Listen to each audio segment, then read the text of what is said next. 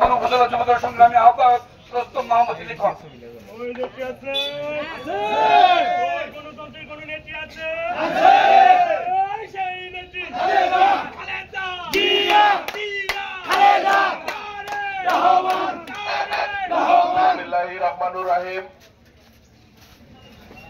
আজকে এমন একটি আনন্দঘন পরিবেশে রাজীবপুর উপজেলা বিএনপির নেতৃত্বে এই আনন্দ মিছিল উত্তর পথসভায় উপস্থিত রাজীবপুর উপজেলা বিএনপির দুঃসময়ের কান্ডারী শ্রদ্ধেয় জননেতা জনাব অধ্যাপক মোখলেসুর রহমান, উপস্থিত রাজীবপুর উপজেলা বিএনপির অত্যন্ত শ্রদ্ধেয় নেতৃত্ব জননেতা জনাব আব্দুল হাই সরকার সহ সমবেত সকল কর্মী নেতা, সর্বস্তরের জনগণ এবং কি মাইক্রোফোনের শব্দ যারা শুনছেন সবার প্রতি আমার সালাম। আসসালামু আলাইকুম। সংগ্রামী সহযোদ্ধা ভাইয়েরা, আজকের ডেফিনিশন দিতে হয় আপোষহীন কাকে বলে। মৃত্যুর উপত্যকায় দাঁড়িয়ে সরকারি নির্যাতন নিপীড়ন সহ্য করে, মৃত্যুর সাথে আলিঙ্গন করে, জরাজীর্ণ জীবন সহ্য করে, সন্তানকে হারিয়ে, মাকে হারিয়ে, এক সন্তানকে বিদেশে রেখে যে অন্যায়ের সাথে আপোষ করেনি, যে জনগণের জানমাল এবং ভবিষ্যতের কথা ভেবে নিজের সুখ শান্তিকে নির্বাসিত করেছে, তার নাম আপোষহীন নেত্রী বেগম খালেদা জিয়া। সংগ্রামী সহযোদ্ধা ভাই ও বন্ধুগণ, আজকে রাজীবপুর উপজেলা বিএনপি তথা রাজীবপুরবাসীর পক্ষ থেকে সেই নেত্রীকে আমরা জানাই অত্যন্ত মনের গভীর থেকে কৃতজ্ঞতাবাদ। আপনি যদি আপোষ করতেন তাহলে এই জালিমের জুলুম থেকে এই জাতি কখনোই মুক্তি পেত না ভাইরা। আমি অত্যন্ত কৃতজ্ঞতার সাথে ধন্যবাদ জানাই সারা বাংলাদেশের আশা আকাঙ্ক্ষার প্রতীক, আগামী দিনের ভবিষ্যৎ, আগামী দিনের সম্ভাবনা জনাব তারেক রহমানের দুঃসময়ের সঙ্গী, যিনি যে কোনো পরিবেশে মাথায় কারাগার, জেল, জুলুম, হুলিয়াকে সহ্য করে তারেক রহমানকে আমাদের জন্য তিনি সঙ্গ দিয়েছেন, সাহায্য করেছেন, দিক নির্দেশনা দিয়েছেন, সেই নেত্রী ডাক্তার জুবাইদা রহমান। আমি মনের অন্তরস্থল থেকে আপনাদের প্রতি কৃতজ্ঞতা জানাই।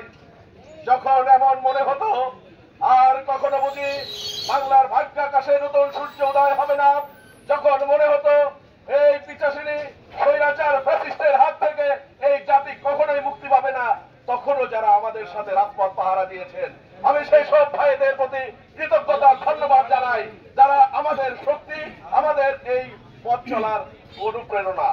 সংগ্রামী ভাইরা, আজকে আমার অত্যন্ত দুঃখ লাগে এরকম একটা আনন্দ ঘন পরিবেশে কথা বলতে। যারা বিগত দিনে সরকার বিরোধী আন্দোলনের রাজপথে ছিল না, যারা আমাদের সাথে তাল মিলিয়ে কথা বলতো না এবং কি নিরাপত্তার জন্য আপনার আমার পিছিয়ে দাঁড়িয়ে বিএনপি স্বার্থ, সেই সমস্ত লোকেরা যখন, সেই সমস্ত সংগঠনের নেতারা যখন আমাদের অর্জনকে ভাগ করে নিয়ে যেতে চায়, যখন তারা আমাদের সুন্দর এবং কি সুনামকে ধ্বংস করে আমাদের বদনাম ঘটাতে চায়, সেই সমস্ত সংগঠনকে আমরা যখন মদত দেই এবং কি আমরা তাদের প্রশংসা করি, আমার অত্যন্ত কষ্ট লাগে। যারা স্বাধীনতার বিরোধী শক্তি, জাতি নিয়ে কখনো ভাবেনি, জাতির কথা না ভেবে নিজেদের সংগঠনের কথা বারবার ভেবে গেছে। এমনকি আজকে বলতে হয় এই বর্ডার হাট আমাদের আপনার অর্থনৈতিক চাকা ঘুরাবার একটা অন্যতম হাতিয়ার, যাদের মন্ত্রণালয় আজকে বর্ডার হাট বন্ধ হয়ে রয়েছে। রাজীবপুরে কোন সুযোগ সুবিধা আমরা 17 বছরের যারা ত্যাগী তারা সুষম বন্টন করতে পারতেছি না। সেই সংগঠনের ব্যাপারে আমাদের সোচ্চার হতে হবে ভাইরা।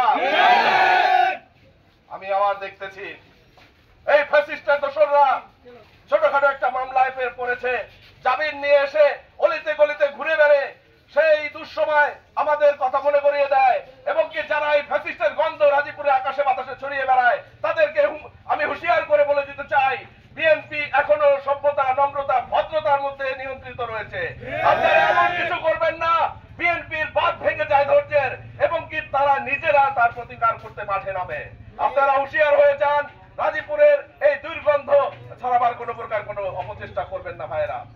আমরা 2005 সালে একটা বৃক্ষরোপণ করেছিলাম, পোস্টার বানিয়েছিলাম, রাজীবপুর থেকে এমপি হতে পারে। যখন আমার নেতারাও বিশ্বাস করত না, সেই সময় একটা গাছ লাগিয়েছিলাম, যা 17 বছরের দুঃশাসন, নির্যাতন, নিপীড়নে আধমরা হয়ে গিয়েছিল, কিন্তু আমরা দেখেছি গত 22 এপ্রিলে সেই গাছে দুটি নতুন কুড়ি এসেছে, ফুল ধরার সম্ভাবনা আছে। তাই আপনাদের কাছে অনুরোধ, সেই বৃক্ষের নাম অধ্যাপক মোখলেছুর রহমান। আমার সাথে তার সাথে ব্যক্তিগত অবনিমনা থাকতে পারে, কিন্তু রাজীবপুরের স্বার্থে, আমাদের সংগঠনের স্বার্থে আমরা ওই গাছে কুড়ি ফুটিয়ে, ফুল ফুটিয়ে ফল ধরাতে চাই ভাইরা। আপনাদের সোচ্চার থাকতে হবে। এমনকি যারা নতুন নতুন 17 বছরে যাদের চেহারা দেখি নাই, তারা এসে ব্যানারের কানে ধরেন, কানে কানে ফুসফাস করেন। আপনাদের জন্য আমাদের অভিবাদন স্বাগতম রয়েছে। একটু পিছিয়ে থাকেন, 17 বছর পিছিয়ে ছিলেন, এখনো একটু পিছিয়ে থাকেন, আপনাদেরও জায়গা হবে, কিন্তু একটা দুটা দুঃসময় আপনাদের পরীক্ষা দিতে হবে। আগামী জাতীয় সংসদ নির্বাচনে আপনার রাজীবপুর বিএনপির জন্য, রাজীবপুরের ভাগ্য উন্নয়নের জন্য কি করেন সেটা আমরা আগে দেখব, তারপরে আপনাদের আমরা পারমিশন দিব যে সামনের চেয়ারে বসা যায় কিনা।